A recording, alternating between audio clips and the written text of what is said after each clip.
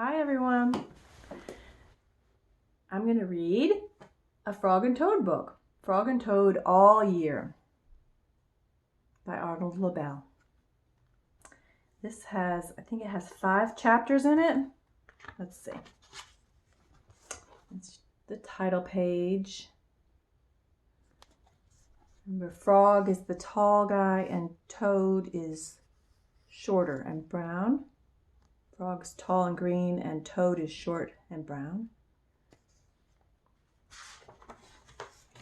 1, 2, 3, 4, 5. 5 chapters.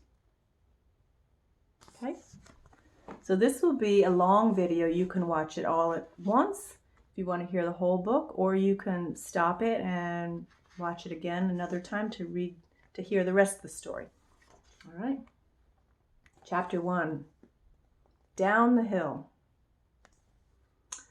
Frog knocked at Toad's door. "Toad, wake up," he cried. "Come out and see how wonderful the winter is." "I will not," said Toad. "I am warm in my bed." "Winter is beautiful," said Frog. "Come out and have fun." "Blah," said Toad. "I do not have any winter clothes."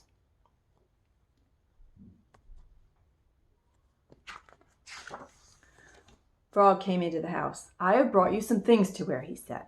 Frog pushed a coat down over the top of Toad. Frog pulled snow pants up over the bottom of Toad.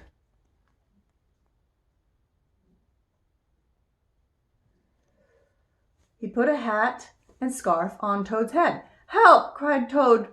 "My best friend is trying to kill me." "I'm only getting you ready for winter," said Frog. Frog and Toad went outside. They tramped through the snow. "We will ride down this big hill on my sled," said Frog. "Not me," said Toad. "Do not be afraid," said Frog. "I will be with you on the sled. It will be a fine, fast ride. Toad, you sit in front and I will sit right behind you." The sled began to move down the hill. "Here we go," said Frog. There was a bump. Frog fell off the sled. Toad rushed past trees and rocks. "Frog, I am glad you are here," said Toad. Toad leapt over a snowbank. "I could not steer the sled without you, Frog," he said. "You are right. Winter is fun."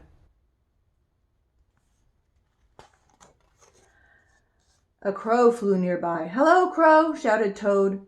"Look at Frog and me. We can ride a sled better than anybody in the world." "But Toad," said the Crow, "you are alone on the sled." Toad looked around. He saw that Frog was not there. "I am all alone!" screamed Toad.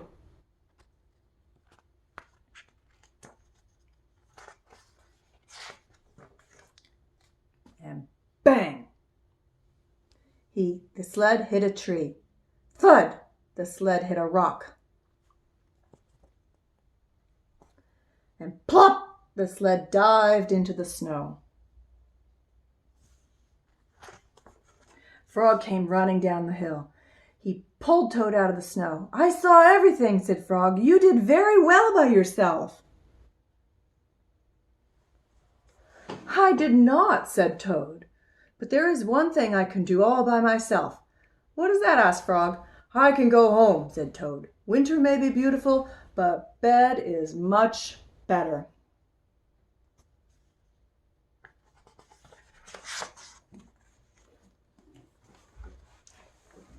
The next chapter is called The Corner.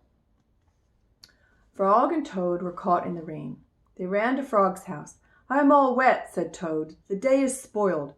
"Have some tea and cake," said Frog. "The rain will stop. If you stand near the stove, your clothes will be soon dry." "I will tell you a story while we are waiting," said Frog. "Oh, good," said Toad.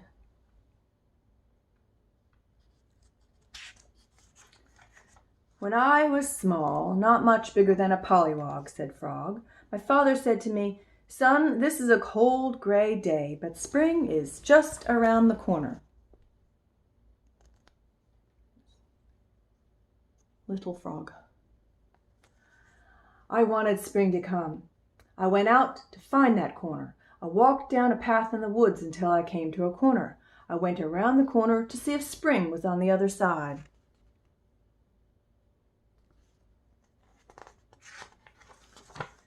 And was it? Asked Toad. No, said Frog. There was only a pine tree, 3 pebbles, and some dry grass. I walked in the meadow. Soon I came to another corner. I went around the corner to see if spring was there. Did you find it? Asked Toad. No, said Frog. There was only an old worm asleep on a tree stump.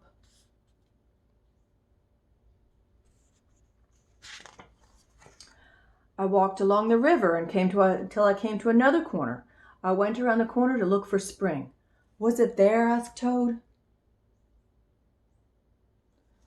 No, said Frog. There was only some wet mud and a lizard who was chasing its tail.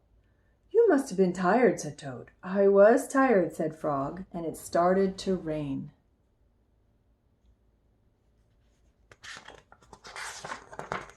I went back home. When I got there, said Frog, I found another corner. It was the corner of my house. Did you go around it? Asked Toad. I went around that corner too, said Frog. What did you see? Asked Toad. I saw the sun coming out, said Frog. I saw birds sitting and singing in the tree. I saw my mother and father working in their garden. I saw flowers in the garden. You found it, cried Toad. Yes, said Frog. I was very happy I had found the corner that spring was just around. Look, Frog, said Toad, you were right. The rain has stopped. Frog and Toad hurried outside.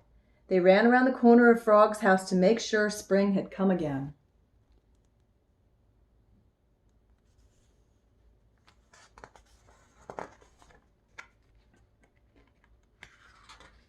Next chapter. Ice cream.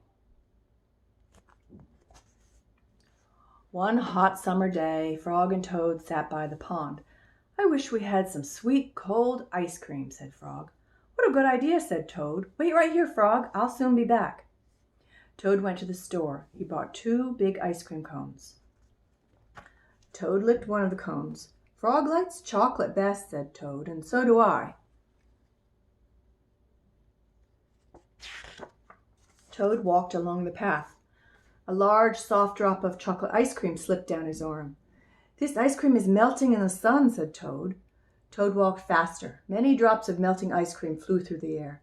They fell down Toad's head. I must hurry back to Frog, he cried.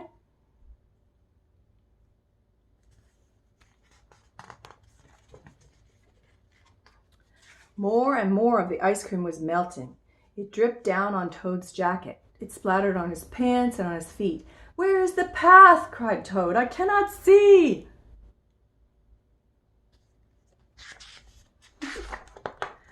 Frog sat by the pond waiting for Toad. A mouse ran by. I just saw something awful, cried the mouse. It was big and brown. Something covered with sticks and leaves is moving this way, cried a squirrel. Here comes a thing with horns, shouted a rabbit. Run for your life. What can it be? Asked Frog.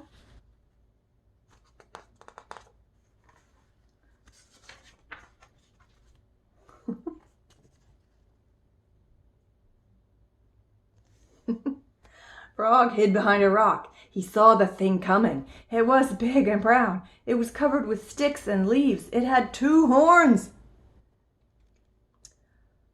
Frog, cried the thing. Where are you? Good heavens, said Frog. That thing is Toad.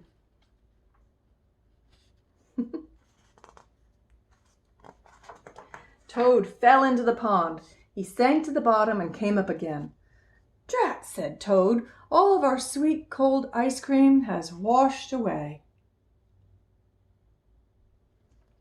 Never mind, said Frog. I know what we can do.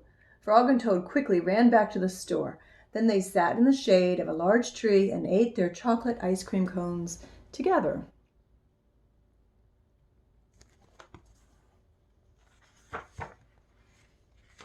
Next chapter, the surprise. It was October. The leaves had fallen off the trees. They were lying on the ground. I will go to Toad's house, said Frog.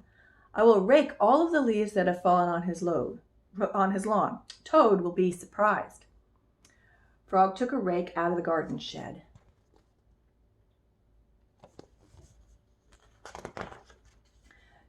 Toad looked out of his window. "These messy leaves have covered everything," said Toad. He took a rake out of the closet. "I will run over to Frog's house. I will rake all of his leaves. Frog will be very pleased." Frog ran through the woods so that Toad would not see him. Toad ran through the high grass so that Frog would not see him.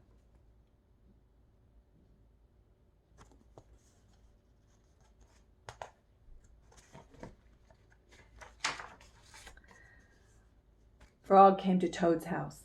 He looked in the window. "Good," said Frog. "Toad is out. He will never know who raked his leaves." Toad got to Frog's house. He looked in the window. "Good," said Toad. "Frog is not home. He will never guess who raked his leaves." Frog worked hard. He raked the leaves into a pile. Soon Toad's lawn was clean. Frog picked up his rake and started home. Toad pushed and pulled on the rake. He raked the leaves into a pile. Soon there was not a single leaf in Frog's front yard. Toad took his rake and started home.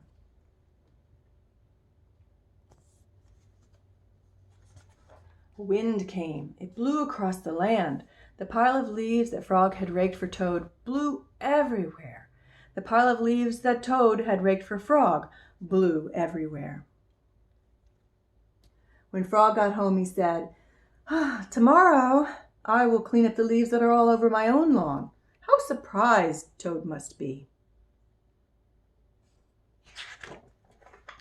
When Toad got home, he said, "Tomorrow I will go to work and rake all of my own leaves." How surprised Frog must be. That night, Frog and Toad were both happy when they each turned out the light and went to bed.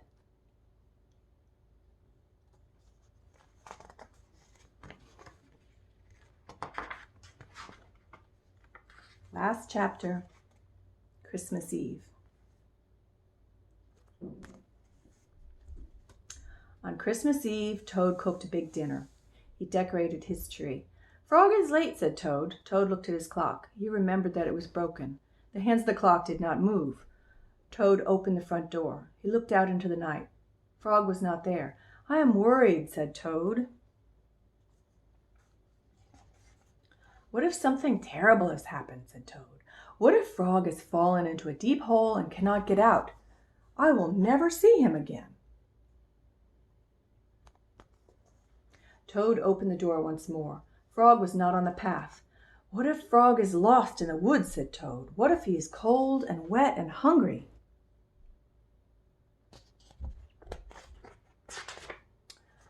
"What if Frog is being chased by a big animal with many sharp teeth?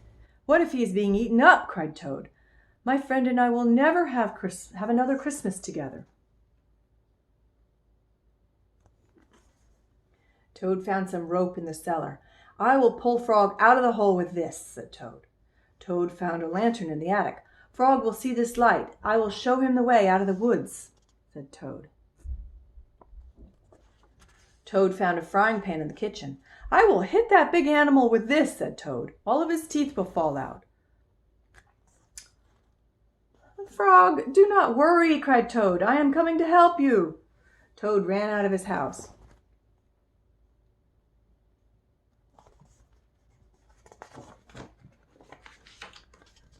And there was Frog. "Hello, Toad," he said. "I'm very sorry to be late. I was wrapping your present." "You are not at the bottom of a hole?" asked Toad. "No," said Frog. "You are not lost in the woods?" asked Toad. "No," said Frog. "You are not being eaten by a big animal?" "No," said Frog, "not at all." "Oh, Frog," said Toad, "I am so glad to be spending Christmas with you." Toad opened his present from Frog. It was a beautiful new clock. The two friends sat by the fire. The hands of the clock moved to show the hours of a very Merry Christmas Eve.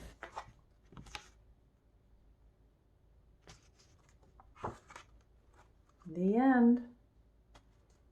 Frog and Toad all year. Another chapter book. Hope you enjoyed that. Bye.